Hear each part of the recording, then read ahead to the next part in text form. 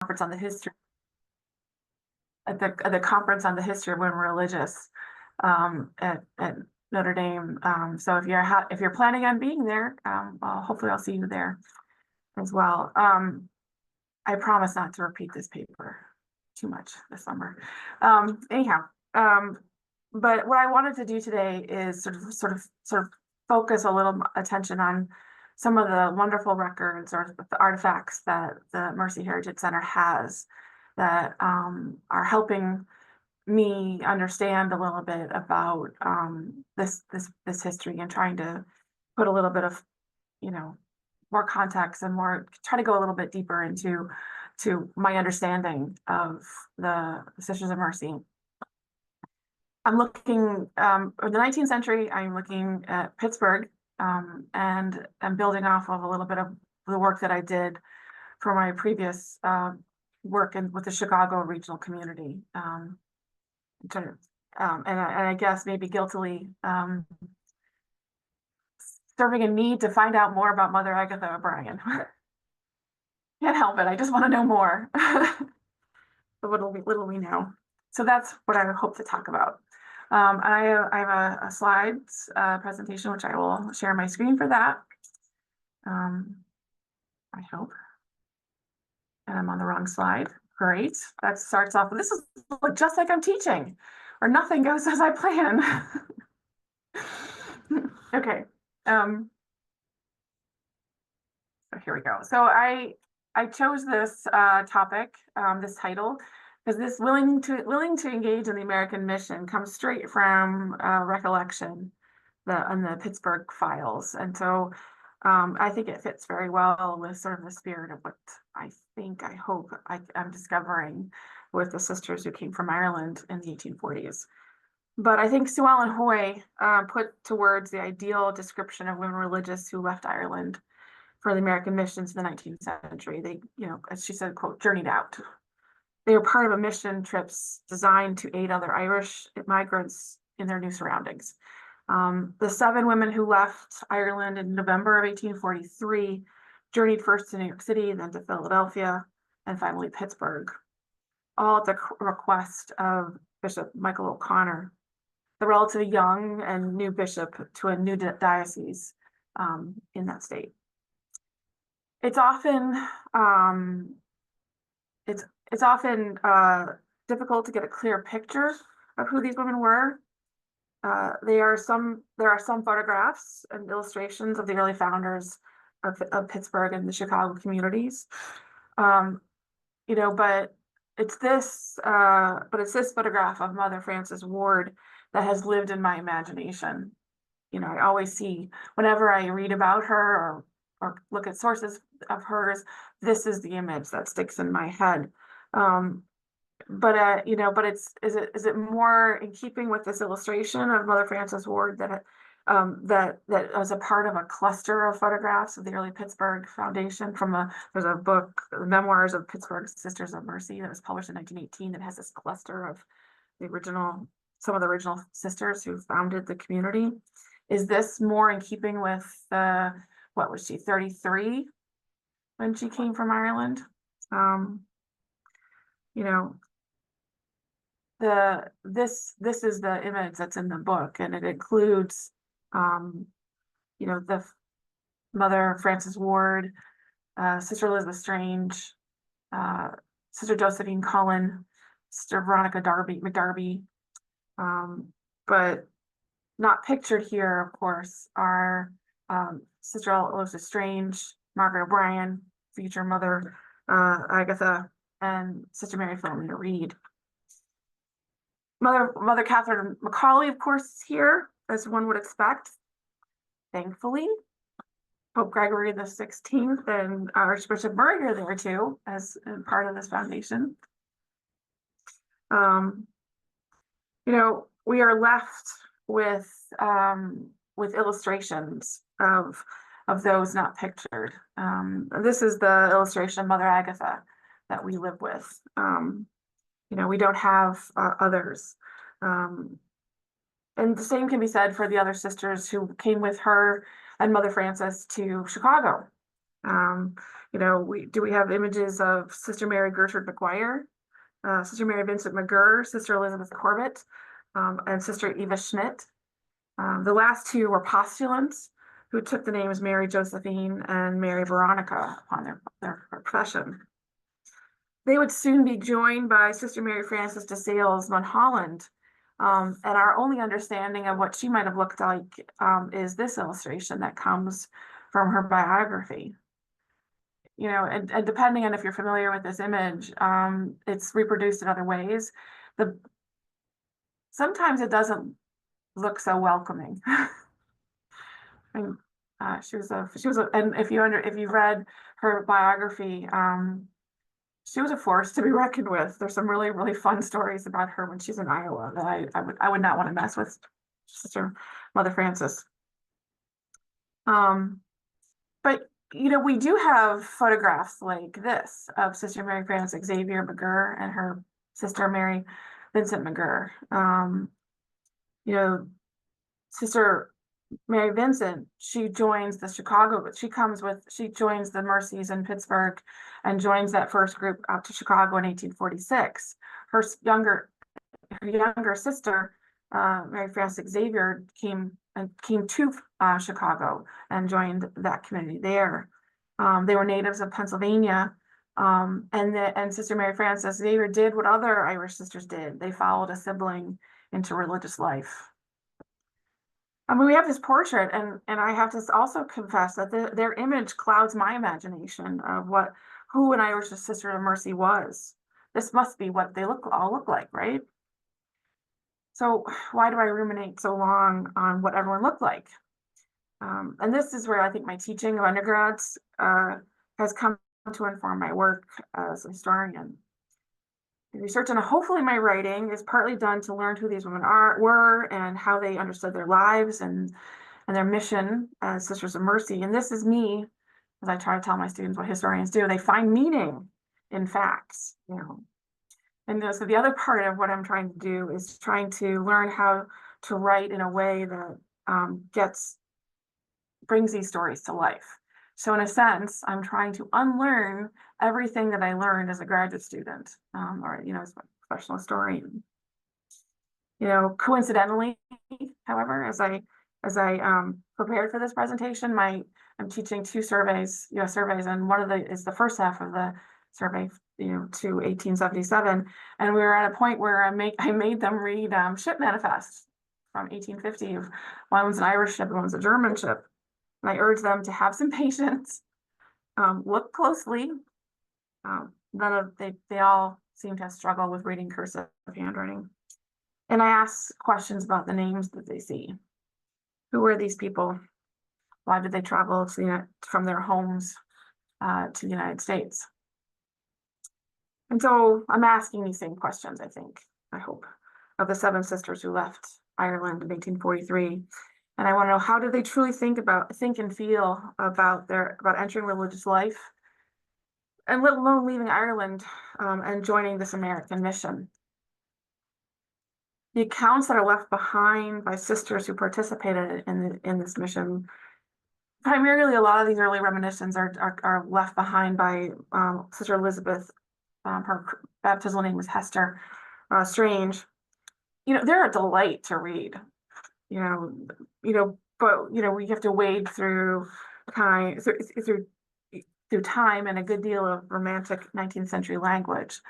Mercy Heritage Center has other retellings of the lives of people like, champion American founder Mother Frances Ward from the late 1960s, right?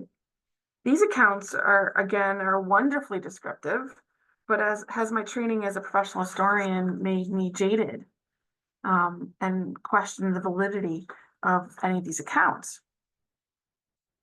Were Mother Frances and her sisters really in danger of bandits as they traversed the Allegheny Mountains? We'll get back to that. So, having read works like Judah Rafferty's work on Irish nuns and education in the Anglophone world, Dr. Rafferty paints a rich picture of the many ways and reasons women left Ireland for convents in Australia, New Zealand, and North America. Through her work and others' work, we have a better understanding of formations of Irish sisters, their various motivations towards religious life, not to mention the motivations of clergy and superiors in other countries. I learned from reading Deirdre's work that throughout the 19th century, people looked to Ireland for sources of aspirants to communities outside of Ireland. So that's something to think about. The first group, and in a way, this first 7, they are being recruited to come, just like this example. They're being recruited to this new diocese in Pittsburgh. The first group of Sisters of Mercy to travel from Ireland to the United States came from St. Leo's Convent in Carlow. They were, again, Mother Frances Ward, Sister Mary Josephine Cullen, Sister Mary Elizabeth Strange, Sister Mary Loja Strange, her younger sister, Sister Mary Veronica Darby, and lay sister Margaret O'Brien, and Sister Mary Philomena Reed. Sister Aloysia had not made her full profession until the spring after she arrived in Pittsburgh.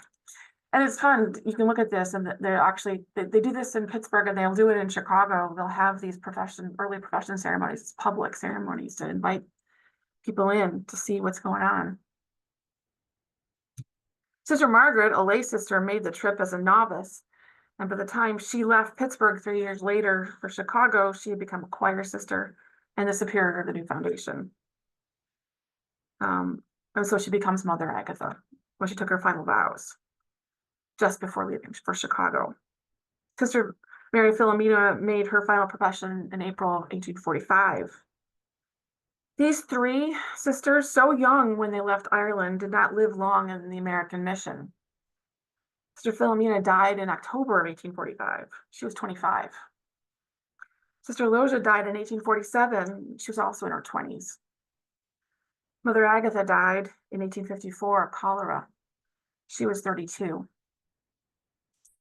Sister Josephine became the Mother Superior of the Pittsburgh Convent in 1850, but died in 1852. She only had 10 years as a fully professed sister.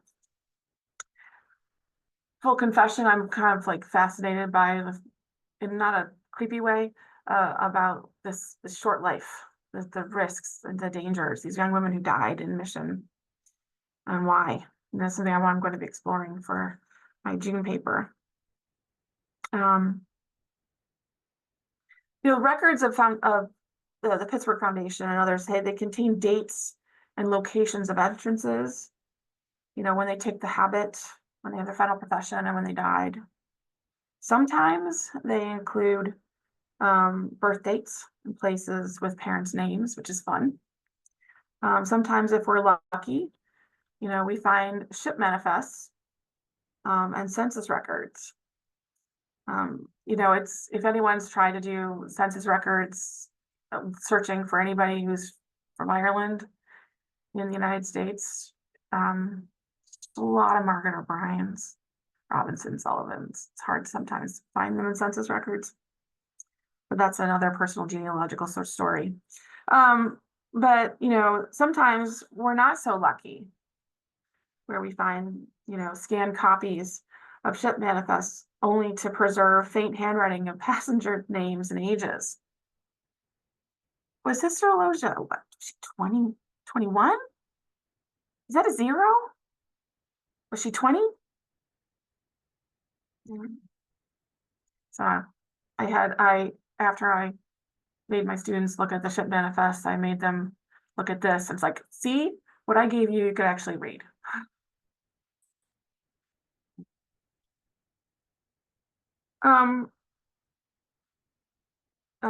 Mother Frances Ward, Sister Elizabeth Strange, and Veronica Darby all lived long and successful lives as Sisters of Mercy.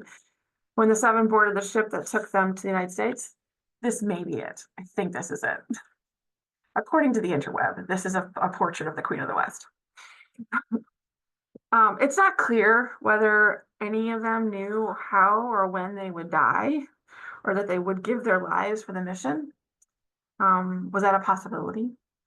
In a recollection years after the success of the Pittsburgh community, Mother Elizabeth described the days surrounding the visit of Bishop O'Connor to the Carlow Convent in Ireland, and according to Strange's account, he spoke of the extreme need for religious to come to Pittsburgh and provide education and healthcare and spiritual care for the growing Catholic population there.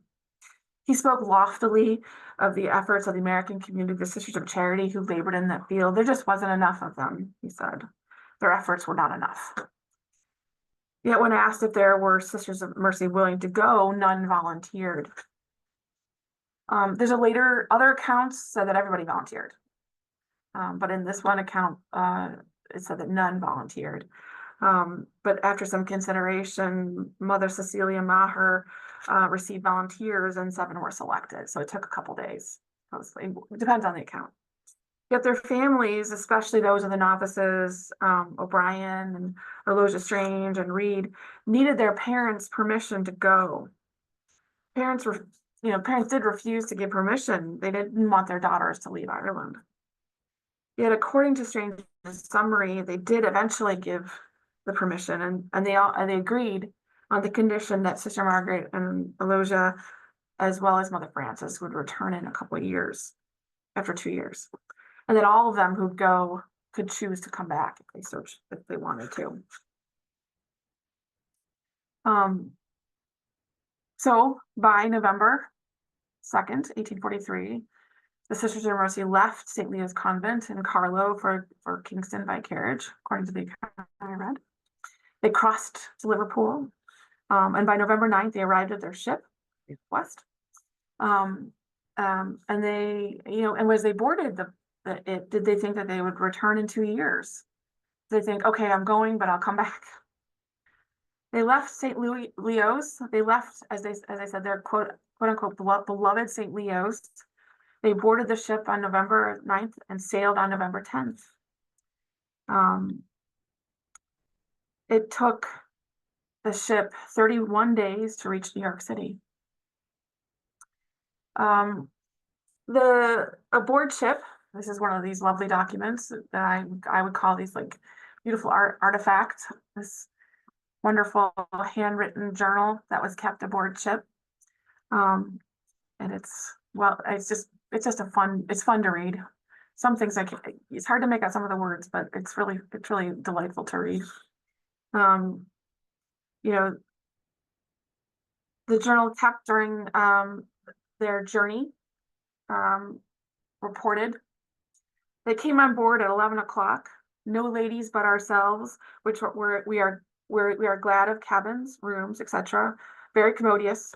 I found it strange to substitute caps for coifs and veils, and still more so to appear at the general table, which is very well kept. Several gentlemen amongst the passengers, but we kept our own company. Only Noah O'Connor and the Reverend Mr. Wilson all experienced seasickness in the evening. Dr. O'Connor and Reverend Mr. Wilson, the only persons we know, all of us ill during the evening. The ship heaved, as they term it, remained nearly on one side all night. The sea very rough, the sisters very sick. So this is even like before they really get going, this is happening. And so they found it very strange that to modify their habit for travel, to be in the company of mostly men, as they would learn, as most of the women and children on the voyage occupied the steerage class berths. They kept their own company. So what was the journey like? The journal that this, isn't very long. There's not a lot of entries. And there's no other way to really describe it. In my mind, it's a precious item. I think there's maybe about a half a dozen or so pages, all handwritten. It starts off fairly consistent or constant, but then the entries become more spaced apart. However, at first, the journal quickly reports that the very first night on board, all experienced sea sicknesses, and the ship heaved nearly on one side at night. The sea, they barely gotten underway, and the sea was very rough. The sisters very sick.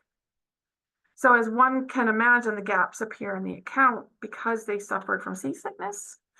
And they, you know,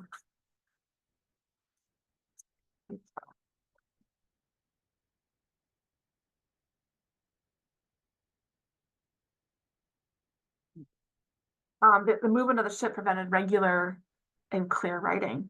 So the more I read this journal, the more I read into the journal. They say heaved on purpose. Everyone's sick. No, but that's me. Am I reading too much into this? Or are they learning new nautical terms? But the early entries include encounters with other passengers. They made efforts to walk about the ship's deck for exercise. And in the case of the first Friday, November 10th, they got a glimpse. This is from the quote from the journal, a glimpse of the Irish coast. So, is this their last glimpse of Ireland? Sister Elizabeth and Sister Josephine, early in the voyage, were able to weather the voyage sufficiently to visit the steerage and speak to passengers. They found other Irish making the journey with their final destination in New York and a new life. On Monday, November 12th, as several of the sisters continued to experience seasickness, as they did begin to adjust to the changes in their daily religious life. While they engaged almost immediately in visitation and steerage, they felt the distance grow between their beloved community at St. Leo's in Carlow. So while exchanging coys for caps was one thing, they missed the quote spiritual advantages of which they were at present debarred, as well as quote unquote loved inmates of their convent. Perhaps wary of Protestants, they limited their movements among the passengers in the first class cabins. Those not confined to their beds and with illness continued to visit steerage, and they found comfort in the presence of Bishop O'Connor and Monsignor Wilson's pastoral administrations. The bishop's interest in curing the sister's seasickness extended to his directive to drink wine after dinner. The diarist reported that they all followed his instructions, quote, including Sister Philomena, who, to her great mortification, had to break her pledge. To their amusement, for it was in their own cabin. And we said, what would the poor in Carlow say if they were to know this? Sister Philomena breaking the pledge aside, details like these bring the Sisters of Mercies to life to me. Convent chronicles, as we know, rarely include the squabbles and disagreements among sisters. Visitation logs from superiors most often, want to record whether they found the community embracing a spirit of unity and charity. But here's cheesing and jesting, right? Did all the sisters take the pledge to not drink alcohol, or was it just Sister Philomena? If she was mortified to break it, even at the bishop's direction, did the others think she took the pledge too seriously? Was she one of those sisters who strove to be a living rule? There are other accounts in the diary that bring to the surface the humanity of the sisters too. Okay, so we start to see by the 12th, there's a gap. We start to see weekly entries as opposed to, every so often. So there's a gap between November 12th and November 19th. They were struggling with the ship's rough crossing, not to mention, quote, the incessant noise at night of sailors shouting, sails cracking on their masts, and seas and winds raging. The captain makes nothing of it and generously sings some song, which I can't make out. And I really want to find out what song he's singing. The last night, however, was a real and terrible storm. We listened to it all night. This to me reveals a bit of fear and trepidation. Who would not be afraid to make, such a crossing? The next entry occurred several days later, and from the account, the gap may have been because of the weather or rough seas. They visited the second class and steerage passengers together this time because of the movement of the ship had taken away the barrier of the barrels and artificial barriers of barrels and such. The passengers below reported they suffered from the recent storms. I started looking into the ship, this type of ship that they would have been on, and I found some really interesting accounts of how, the accommodations for those who booked passage and steerage was pretty bad. And so what was it really like?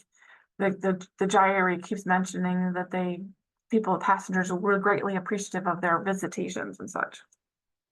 Yeah. The passengers below reported they suffer from the recent storms. The same entry reports that Mother Frances Ward, feeling much better, made her first trip to steerage. They had been at sea by this point 18 days. And Mother Frances, whom all know, to be the fearless founder of numerous American communities, Sisters of Mercy, was reportedly, quote, quite frightened at going up and down the hatchways, which the sisters were quite expert at the work. How is it possible that Mother Frances was afraid of anything? This is the image of Mother Frances, that the more senior photograph that sticks in my head. Each new entry includes a growing sense of confidence in their purpose and wonder at their surroundings. Where days were spent with heads on pillow and some could neither eat, sleep, write, work, or pray, now they report that there was a practice of regularly conducting their spiritual duties on the ship's deck. The office, lectures, and rosary were all conducted on deck.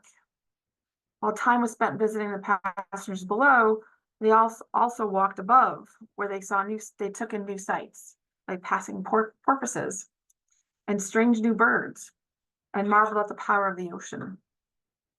They encountered other vessels, such as the Julia Pool, which had struggled and ran out of provisions. The Queen of the West provided aid and sent the ship on her way to Liverpool with the prayers of the sisters, at least for her safe arrival. Were there prayers or wishes to go with them back to Ireland at the same time? I don't know. These are things I'm wondering about. The journal, the journal is something that I've been wondering at as I've read. It's in Mother Elizabeth Strange's, Sister Elizabeth Strange's collections within the Pittsburgh Foundation, within the archive. Her name is there on the last page. And clearly she wrote the last entry and very much others. The diary was kept like most convent chronicles, with little word to the interior life, and rarely used the first person, but there is the first person in this diary. When entries referencing Sister Elizabeth becoming ill, like others, did she write this about herself? Or had another sister taken up the pen at this point? So on Monday, November 20, the writer reports, a lovely day. We were on deck early, and for the first time since our embarkation, I feel, thank God, emancipated from the miseries of the seasickness, which is new life to me for the last 10 days. I could neither eat, sleep, write, or work or pray, and my head has been the perpetual adornment of the sofa pillow. Whilst the getting well and trying to exert themselves, sisters are around me. I seem to be the only idol amongst them, each day hoping would be the last, but still I have the mortification to hear the exclamation as Dr. O'Connor enters every morning, "What, Sister Logia still sick?" Too much of a good thing. But now that I am so well again, I enjoy everything doubly and feel the greatest delight at the prospect which the scene around presents, but which until now I could feel no interest in. Tuesday, Sister Elizabeth and I went to visit the second cabin, or as I call it, the regions below, where there was a poor Englishwoman very ill, who was most anxious to see the sisters. It was quite delightful to us to act as Sisters of Mercy again, and be able to comfort the poor creatures whose accommodations is different than our own. We hope to repeat our visits while the voyage lasts. So, why does it matter to me who is the author of this? It does matter. I think it matters because you get to see through the words the diary a little bit of their personalities. And so, and also know if this is Sister Elosia who wrote this, and we know that she doesn't live very much longer after her arrival in Pittsburgh, so only a few years. Does that matter? Right? How does that matter? You know, could have been Mother Frances who wrote this. She was also sick, but I'm wondering if it's Sister Elosia. The sentiment to provide comfort to those traveling in second class and its steerage fits with their duties and vocation as Sisters of Mercy. They took delight in carrying out their religious duties or living their vocations, suggests capturing a sense of normalcy in this time of literal upheaval. They were also nearing the end of their travels and approaching the next stage of their American mission. They traveled with the protection and status, as I said, of Bishop O'Connor and Monsignor Wilson. There was others on the ship. There was, I think, 6 seminarians that came with them, I think. O'Connor stepped into his role as prelate frequently throughout the voyage, offering prayer services and lectures. And by the end of the voyage, had collected the first class male passengers into a literary society consisting of Irish, English, Scottish, and Americans, with some Protestant clergy among them. Initially, the group were against the sisters attending the meetings until a second vote was taken following a persuasive argument in their favor by Bishop O'Connor. They formed their organization called the Atlantic Social and Literary Association of the Good Ship Queen of the West. Elizabeth Strange's recollections of Dr. O'Connor Bishop O'Connor are very, very, very kind, very lovely. He was the bee's knees. The last page of the diary is much like the preceding ones, with observations and scant details of what happened aboard the ship. The Sisters of Mercy arrived in New York at the Sisters of Charity on December 11th. What happened between the last lines that conclude with Sister Mother Elizabeth, Sister M. Elizabeth, excuse me, signing her name, and the arrival in New York City Charity doors? The diary reports in this last entry. As usual, we kept on deck as long as we could, enjoying the boisterous sea from which we feel such inconvenience when below. Sister Josephine sometimes deplores the hardship of our new cloaks, yet there's some, it's difficult to read. I'm trying to think. I think it might be something with justice, but I don't know if that's true. Writing is a difficult matter here. The perpetual motion of the vessel, not to speak of of headache, sickness, often renders us unequal to that or anything else. Still, we are always cheerful, happy, and contented, and endeavor to bear everything as dear Mother Cecile would wish. And then last is Sister Mary Elizabeth, M. Elizabeth. Right? So that's it. What happened next? Right? Why didn't they keep a diary? Why did they keep up a journal? Or did they? How long did they have to stay on ship once they're docked? The date of the ship manifest is December 11th. Were they met at the port? How did they make their way to around through the city? That information can be found other places, but not in the diary. Those 1960s recountings of the early days of Pittsburgh Foundation come from I take those from a serialized biography of Mother Frances Ward, what appeared in his publication called Mercy. It's published out of Dublin. It looks like a internal newsletter or magazine.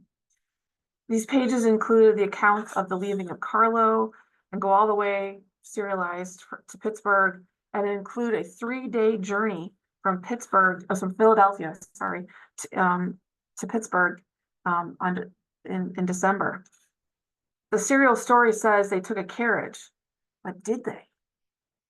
So this comes from this account. No one but those who in the early days of the journey had made the trip in the winter across the Allegheny Mountains can appreciate the hardship and dangers of such a trek.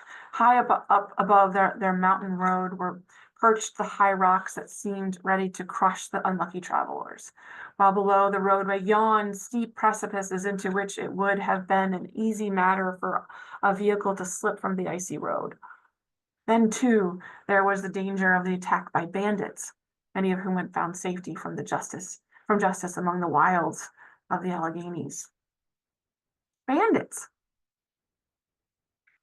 So don't you know that I went looking to see how they would have made it from Philadelphia to Pittsburgh in 1843. The early accounts of the Pennsylvania system, the route from Philadelphia to Pittsburgh, include a horse car, early for railroad, to a canal, to a railroad portage, to another canal, and then Pittsburgh, if this is the route they took. And it is reported to take 3 days. So they're leaving Philadelphia and taking this route.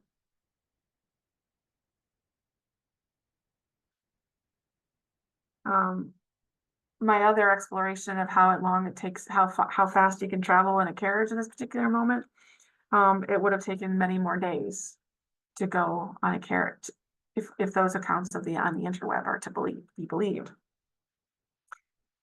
So do these reflections and reminiscence of the early days of Pittsburgh Mercy and those of other foundations reveal, do they really reveal the reality of these missions experiences?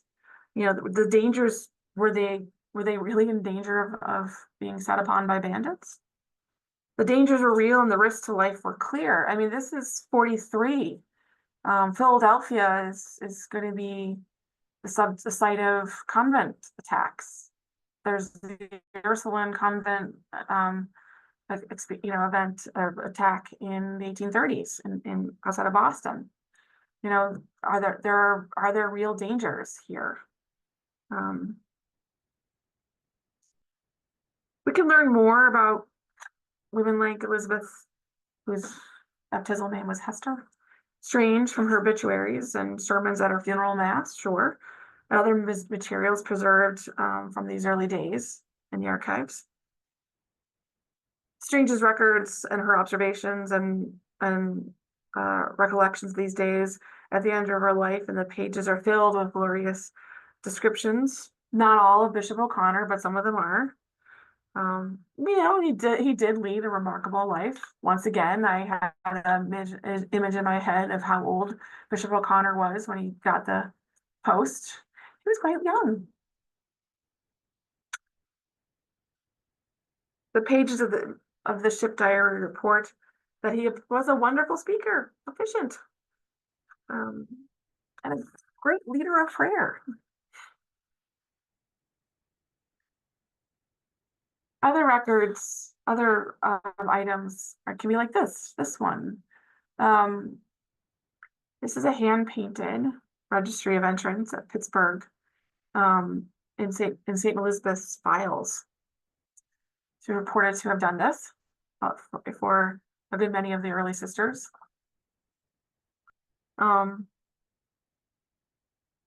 This tells us a little bit more. This gives us more information.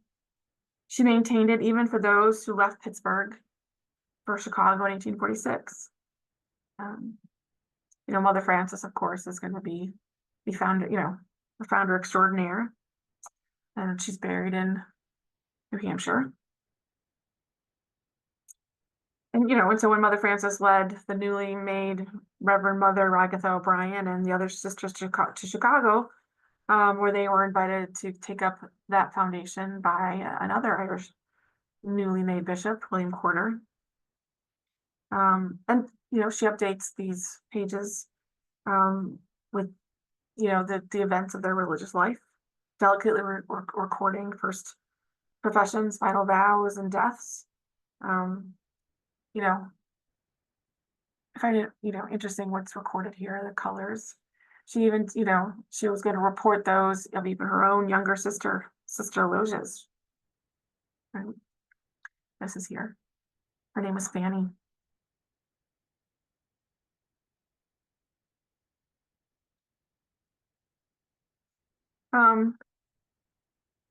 Things are preserved. So these things are preserved. Entrances, where parents, entrances, professions, death dates, not birthdays. I wonder why not birthdays. You have even something like this, which is a register that was kept in Pittsburgh, much less fancy, but still all together important. The information that's kept is kept here for the first sisters. And it's important that you pay attention to things as you're taking pictures in the archives so that you don't accidentally cover the death dates of someone um, in when you're taking photographs for this. But again, like, why not birthdays? Why aren't those things? And I have sought. I have to. I'm gonna have to go back to my copy of the Mother Frances Ward's biography to see when was she born, because I can't tell how old she is when she got on the ship in Liverpool to travel to the United States. Um, you know, Mother Agatha and her friends are going to leave for Chicago, and new firsts were achieved, and more wonderfully dramatic stories reported about the early days of this new foundation. These things, like, this type of record, they don't give a lot of information, but they do provide some sort of insight into who these women were, the skills, the education, the background, the talents of the sisters who joined Sisters of Mercy, who joined this mission. And so, here enters Sister Mary, again, returned Sister Mary Frances Mulholland, who nearly died in Lake Michigan upon her arrival after another arduous journey from New York that may even rival Mother Frances Ward's near set upon by bandits. Mary Mulholland, she was older when she entered religious life. She was in her 30s. She traveled from New York City to Chicago in 1843, late 1843, and joined the first 5 in Chicago. And the wonderful apocryphal anecdotal evidence story is that her ship that she was on crossing Lake Michigan sunk, and she was pulled dramatically from death by the first mayor of Chicago.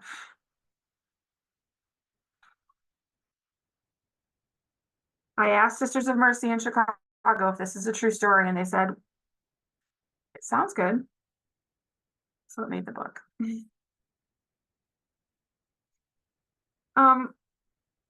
But there's not a lot left from the first Chicago Foundation in the early days. That darn fire. Mother Frances Mulholland spent much of her later years in Iowa, where more dramatic stories happened. There's one that involves a blizzard and a train and a wagon. She survived, of course.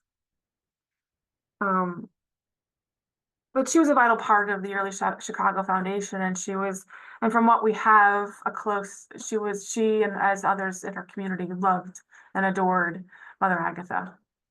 And they mourned her loss when she died in 1854. The records that they have that are preserved from these days that are kept there, and I sort of see them also as very precious items that are preserved in the Mercy heritage.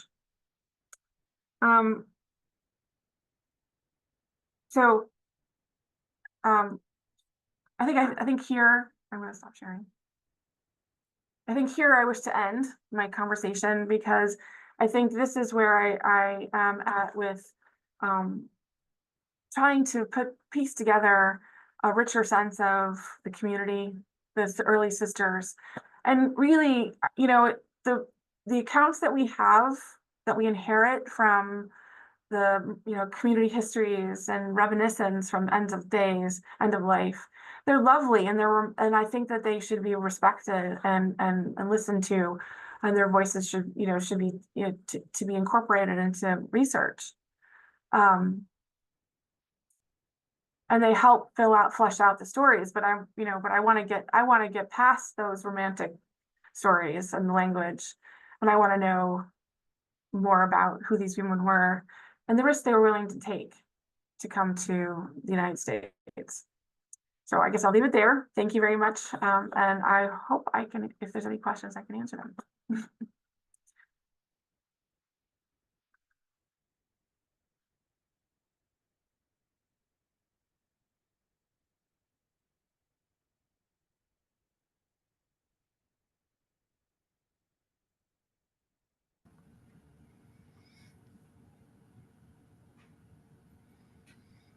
Uh, if it's okay, I have two questions for you. So first is when they entered or got on the Queen's, what was it? Queen of the West. The Queen West, why did they have to change their habits or what they were wearing? My general understanding, and then people can correct me if I'm wrong, is that they wanted to not stand out as sisters. Mhm. Uh, there's a lot of conversation about that, particularly within the United States. Um, I believe the group that come from Pittsburgh to Chicago, they dress in basically secular, more secular habits, dress because of that. I think they're very mindful of the attacks on convents and the nativism that's at this point on a uptick in the United States. And sort of my second question was, you mentioned that you wanted to get past like these romantic stories and stuff, and what sort of sources or what ways are you looking to get into more of the grittier parts of the sisters' history and who they were? Yeah, I'm hoping I'm going to try to take advantage of more sources that are available online, like newspapers. And so, and um, basically basically whatever I can find. And I'm leaning into people's other secondary sources, like, the one, Deirdre Rafferty's book is particularly helpful. Other people have talked about the Irish. There's a lot I have to learn yet. And I'll say that for the second part of my project. I'm an Americanist. And there's a lot of things I need to catch up on, the least of which is learning to read Spanish. The, you know, but yeah, so I'm leaning into those types of sources. And if I could, um, yeah, I guess that's a short answer. I'm trying to lead into those types of sources. Thank you. I'm happy to jump in. Mary Beth, thank you. I've really enjoyed listening to um, your presentation. And I guess I have a random question, because at one point you talked about Mother Cecile that they had written about, referring back to Mother Cecilia. And like, obviously, because I come from New Zealand, we talk all the time about Cecilia Maher because she founded the community here, but it's always Cecilia. And then I Okay. got distracted when you talked about Alicia, I think you call it, or Aloysius, with the feminization. And I don't know how I'd say it either. But Yeah.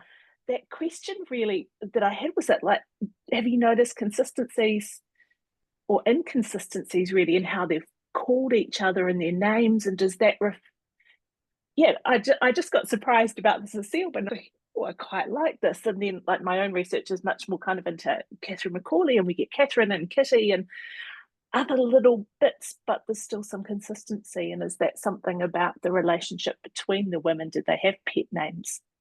I wonder about that. I mean, like, so it's Aloysia. I hope I'm pronouncing it right. It's Aloysia. Yeah.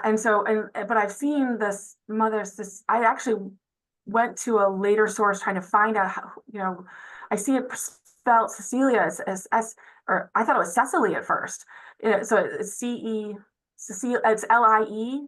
Yeah, So no, no, I don't know. And that's the thing. It's like I'm wondering are they writing formally in the diary because they think of it as the convent chronicle. But yet that the yeah, slipped into the first person, you know, it's unusual to slip into. So I don't know. So far I haven't seen that.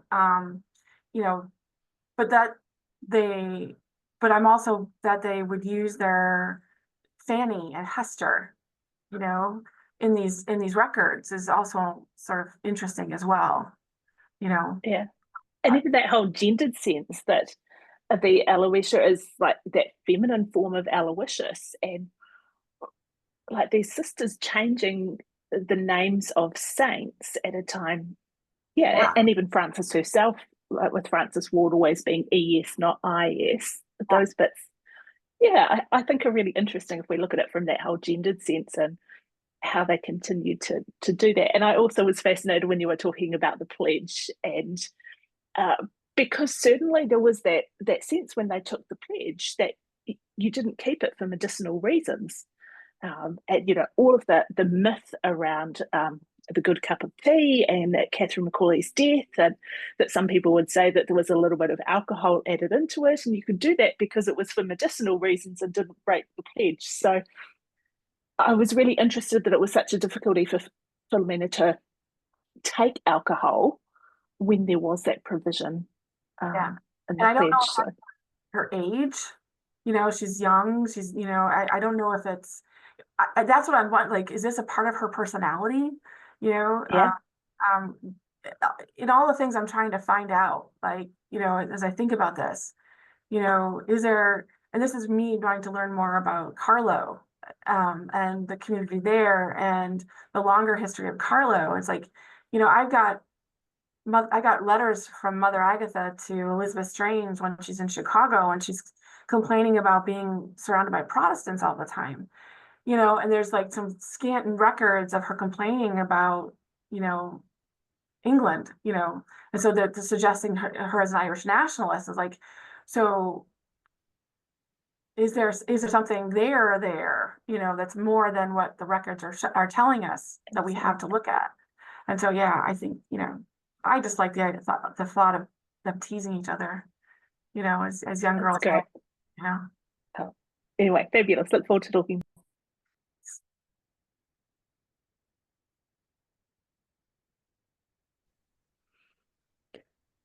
I will go. Thank you so much, Mary Beth. That was really, really interesting. And Agatha O'Brien is also my favourite nun, so we share that.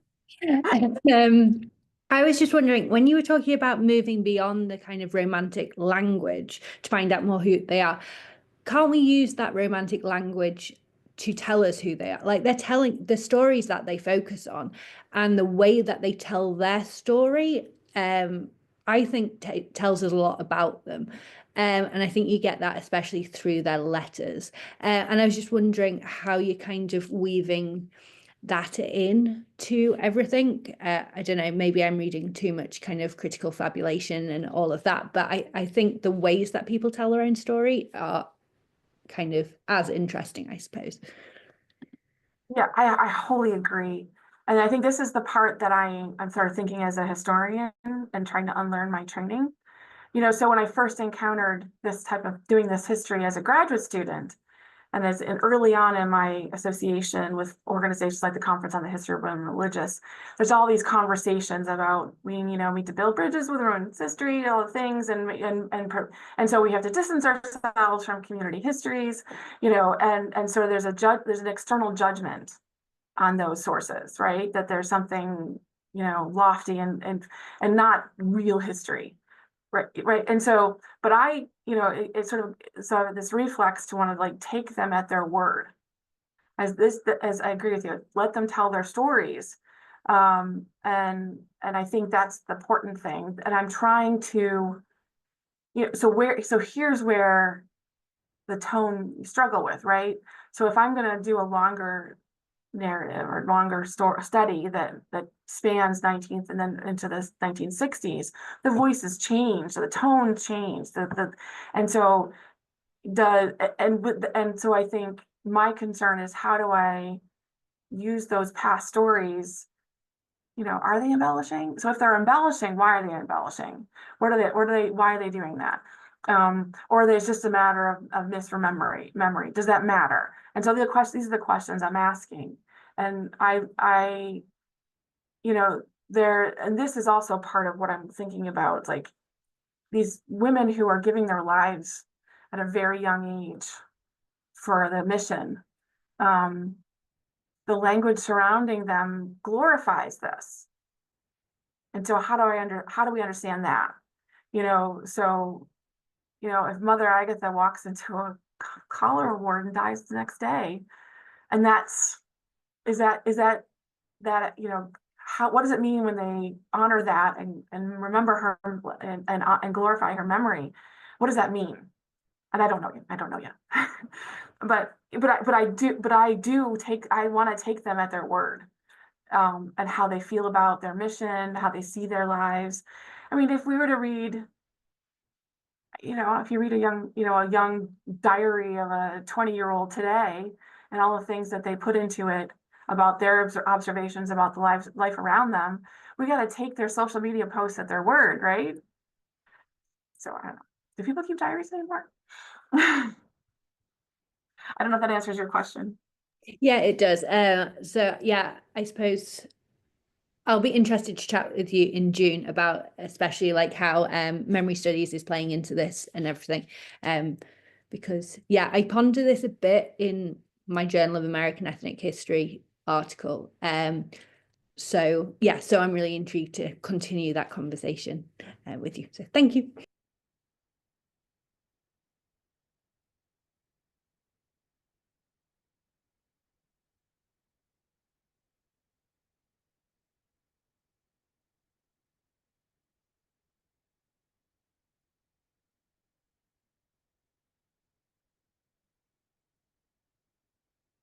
Questions?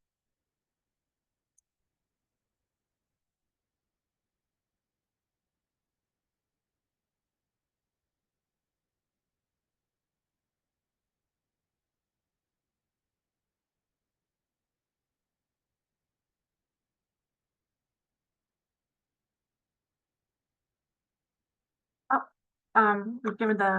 I've told a minute, like, I give my students a minute to give them to answer a question, ask a question.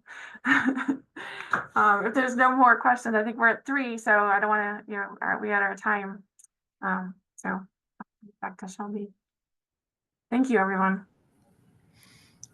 Yes, thank you everyone for joining this afternoon. And we will be having another speaker series next April, but I do just want to thank Mary Beth for taking the time this afternoon and presenting for us. It was very interesting and we so appreciate you. But yes, join us next month as well. We will have Dr. Jill Plummer presenting. So more information to come on that. Please be looking at our social media for the link for that one. But thank you again, Mary Beth. And if that is all, then I say goodbye to everyone and thanks again for joining. So Okay, bye. bye everyone.